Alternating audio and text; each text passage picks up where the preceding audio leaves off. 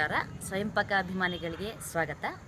ನಾನು ಈ ದಿನ ಸುಲಭವಾಗಿ ಹಾಗೂ ರುಚಿಕರವಾಗಿ ಇರುವಂತಹ ಟೊಮೆಟೊ ಗೊಜ್ಜನ್ನು ಹೇಗೆ ಮಾಡೋದು ಅಂತ ಹೇಳಿ ಹೇಳ್ಕೊಡ್ತಾ ಇದ್ದೀನಿ.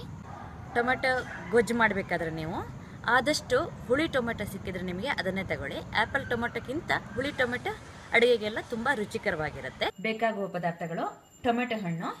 ನಾನಿಲ್ಲಿ ದೊಡ್ಡ ಸೈಜಿಂದು ಹಾಗೂ ಸಣ್ಣ ಸೈಜಿಂದು 2 ಟೊಮೆಟೊ ತೊಗೊಂಡಿದ್ದೀನಿ. ನಾನು ಒಟ್ಟು 7 ಟೊಮೆಟೊ ಹಣ್ಣು ತೊಗೊಂಡಿದ್ದೀನಿ. ಟೊಮೆಟೊನ ನಾನು ಸಣ್ಣದಾಗಿ ಹೆಚ್ಕೊಂಡಿದ್ದೀನಿ ನೋಡಿ, ಸುಮಾರಾಗಿ ಈ ಸೈಜ್ ಬರೋಂಗೆ ಹೆಚ್ಕೊಂಡಿದ್ದೀನಿ. ಇದು ಹತ್ರ 2 ಕಪ್ಗಿಂತ ಸ್ವಲ್ಪ ಜಾಸ್ತಿ ಇದೆ. ಎಣ್ಣೆ 3 ಟೇಬಲ್ ಸ್ಪೂನು, ಸಾಸಿವೆ 1 ಟೀ ಸ್ಪೂನ್, ಬೆಲ್ಲ ಪುಡಿ ಮಾಡಿಕೊಂಡು ಸುಮಾರಾಗಿ 2.5 ಟೇಬಲ್ ಸ್ಪೂನಷ್ಟು ತೊಗೊಂಡಿದ್ದೀನಿ. ಖಾರದ ಪುಡಿ ಅರ್ಧ ಟೇಬಲ್ ಸ್ಪೂನ್ನಷ್ಟು, ಸಾರಿನ ಪುಡಿ 1 ಟೇಬಲ್ ಸ್ಪೂನು, ಉಪ್ಪು, ಖಾರ ಹಾಗೂ ಬೆಲ್ಲ ನಿಮ್ಮ ಅಪೇಕ್ಷೆ ಮೇರೆಗೆ ನೀವು ಒಂದು ಸ್ವಲ್ಪ ಹೆಚ್ಚು ಕಮ್ಮಿ ಮಾಡ್ಕೋಬಹುದು. ಕರಿಬೇವಿನ ಎಲೆ 15, ಅರಿಶಿಣ 1/8 ಟೀ ಸ್ಪೂನ್, ಇಂಗು 1/8 ಟೀ ಸ್ಪೂನ್. ಇದು ಇಂಗಿನ ತೀಕ್ಷ್ಣತೆ ಮೇಲೆ ಡಿಪೆಂಡ್ ಆಗಿರುತ್ತೆ, ನೋಡ್ಕೊಂಡು ಹಾಕಿ. ಉಪ್ಪು ರುಚಿಗೆ ತಕ್ಕಷ್ಟು. ನಾನಿಲ್ಲಿ ಕಲ್ಲುಪ್ಪು ತಗೊಂಡಿದ್ದೀನಿ 1 ಟೇಬಲ್ ಸ್ಪೂನು. ಎಣ್ಣೆನ ಒಂದು ದಪ್ಪ ತಳ ಇರೋ ಪಾತ್ರೆಗೆ ಹಾಕಿಬಿಟ್ಟು ಕಾಯ್ಲಿಕ್ಕಿಡಿ. ಎಣ್ಣೆ ಕಾದ್ಮೇಲೆ ಸಾಸಿವೆ ಹಾಕಿ. ಸಾಸಿವೆ ಪಟ ಅಂತ ಇದೆ ನೋಡಿ. ಈಗ ಇಂಗು ಹಾಕೋಣ. ಹಾಗೆ ಟೊಮೆಟೊ ಹೆಚ್ಚಿದ್ದನ್ನು ಹಾಕೊಳ್ಳೋಣ.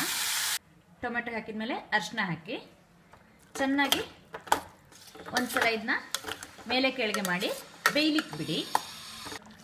ನೀವು ಮಧ್ಯ ಹೀಗೆ ಕೈಯಾಡ್ತಾ ಇರಬೇಕು ಟೊಮೆಟೊ ಹಣ್ಣನ್ನು. ಈಗ ನಾನು ಟೊಮೆಟೊ ಹಣ್ಣನ್ನು ಬೇಯಕ್ಕಿಟ್ಟು ಸುಮಾರಾಗಿ ಒಂದು 5-6 ನಿಮಿಷ ಆಗಿದೆ. ಹಾಗೆ ಉಪ್ಪು ಹಾಕ್ತಾ ಇದ್ದೀನಿ, ಬೆಲ್ಲ, ಕರಿಬೇವಿನ ಸೊಪ್ಪು ಹೀಗೆ ಮುರಿದ್ಬಿಟ್ಟು ಹಾಕಿ, ಪರಿಮಳ ಹೆಚ್ಚುತ್ತೆ. ಖಾರದ ಪುಡಿ, ಸಾರಿನ ಪುಡಿ, ಚೆನ್ನಾಗಿ ಇದನ್ನು ಹೀಗೆ ಕೈಯಾಡ್ಬಿಟ್ಟು ಚೆನ್ನಾಗಿ ಕುದಿಸ್ಬೇಕು ನೀವು ಇದನ್ನ.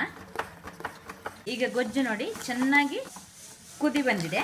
ನಾನು ಸುಮಾರಾಗಿ ಇದನ್ನು ಒಂದು 25-30 ನಿಮಿಷ ಸಣ್ಣ ಊರಿನಲ್ಲಿ ಕುದಿಸಿದ್ದೀನಿ. ನಿಮಗೆ ಗೊಜ್ಜಿನ ಕನ್ಸಿಸ್ಟೆನ್ಸಿ ಅಂದರೆ ಈ ಹದ ಇದ್ದರೆ ನಿಮಗೆ ಸಾಕು.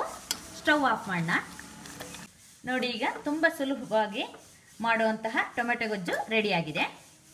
ಈ ಗೊಜ್ಜನ್ನು ಚೆನ್ನಾಗಿ ಕುದಿಸಿರೋದ್ರಿಂದ ನೀವು ಹೊರಗಡೆನೆ 2 ದಿನ ಇಟ್ಕೋಬೋದು. ಹಾಗೆ ನೀವು ಫ್ರಿಜ್ಜಲ್ಲಿ ಇಟ್ಕೋತೀನಿ ಅಂದರೆ ಒಂದು 10 ದಿನ ಕೂಡ ಆರಾಮಾಗಿ ನೀವು ಇಟ್ಕೋಬೋದು. ನೋಡಿದ್ರಲ್ವಾ ಟೊಮೆಟೊ ಗೊಜ್ಜು ಹೇಗೆ ಮಾಡೋದು ಅಂತ ಹೇಳಿ. ನೀವು ಕೂಡ ನಿಮ್ಮ ಮನೆಯಲ್ಲಿ ಗೊಜ್ಜನ್ನು ಮಾಡಿಬಿಟ್ಟು ನಿಮ್ಮ ಅಭಿಪ್ರಾಯವನ್ನು ನಮಗೆ ತಿಳಿಸಿ.